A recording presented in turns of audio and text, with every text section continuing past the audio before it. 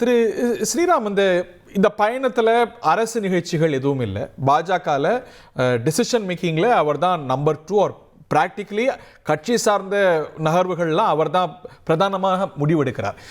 2 நாள் அவர் இந்த நேரத்தில் தங்கியிருக்கிறதுக்கான காரணம் என்ன? அவருடைய பிரதான அஜெண்டாவாக நீங்கள் பிக் பண்ணுறது என்ன திரு ஸ்ரீராம்?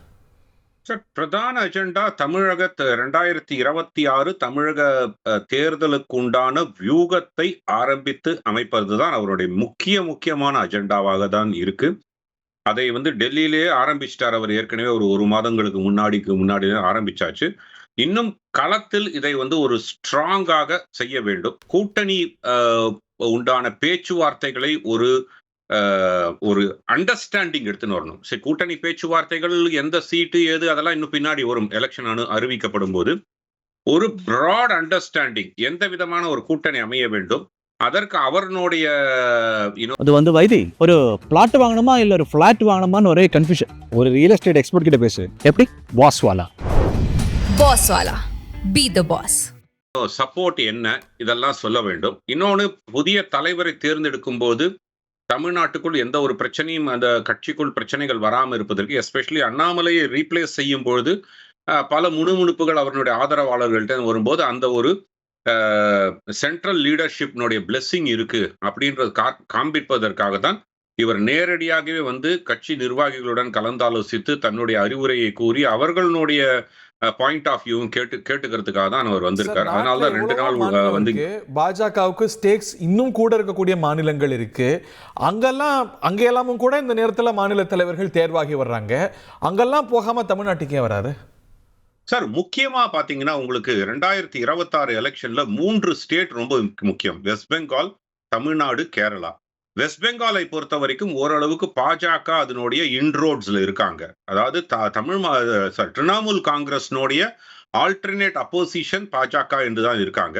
கேரளாவை பொறுத்த வரைக்கும் ஏற்கனவே அவர்களுக்கு தொடர்ந்து ஒரு 17-18% வாக்கு சதவீதங்கள் இருந்துகிட்டே இருக்கு. ஒரே ஒரு முறைதான் ஒரு எம்எல்ஏ வெற்றி வாய்ப்பெல்லாம் இருந்திருக்கு. பட் ஆனா ஒன்றும் சீட் கன்வர்ஷன் இல்லை. அங்க தலைவரை அனௌன்ஸ் பண்ணியாச்சு. தமிழ்நாட்டை பொறுத்த வரைக்கும் இன்னும் வீக்காக தான் இருக்கு பார்ட்டி. அதாவது என்னன்னா, ஒரு alternate to DMK, ADMK, BJP தான் ஒரு மிகப்பெரிய ஆல்டர்னேட்.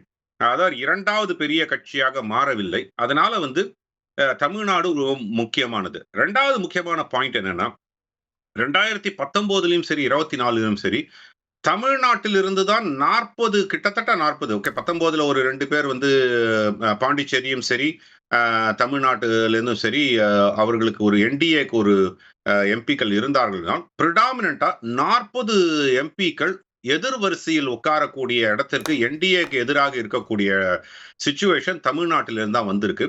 2029 மனசில் வச்சு, ஏன்னா நீங்க பிஜேபி எப்போதுமே லாங் டேர்ம் கோலோட தான் பார்ப்பாங்க. இந்த ஒரு எலெக்ஷன் கூட பார்க்க மாட்டாங்க, லாங் டேர்ம் கோலோட பார்ப்பாங்க. 29க்கான அடித்தளமா அவர் பார்க்கிறாரு. நீங்க காட்சிகளை பார்க்கிறோம். கிண்டியிலிருந்து சில நிமிடங்களுக்கு முன்பாக திரு அமித்ஷா, உள்துறை அமைச்சர் அமித்ஷா புறப்பட்ட காட்சிகளை நம்ம மீண்டும் பார்க்கலாம். இப்போ நம்ம பார்க்கக்கூடிய காட்சிகள் பாஜக நிர்வாகிகள்லாம் உள்ள வரக்கூடிய காட்சிகள். சில நிமிடங்களுக்கு முன்பாக கிண்டியிலிருந்து திரு அமித்ஷா சாலிகிராமம் புறப்பட்டார். அங்கதான் திரு டாக்டர் தமிழிசை சவுந்தரராஜனுடைய இல்லத்துக்கு சென்று அவங்க தந்தையார் இறந்ததுக்கு தன்னுடைய இரங்கலை பதிவு செய்யறதுக்காக திரு அமித்ஷா புறப்பட்ட காட்சிகளை சில நிமிடங்களுக்கு முன்னாக பார்த்தோம்.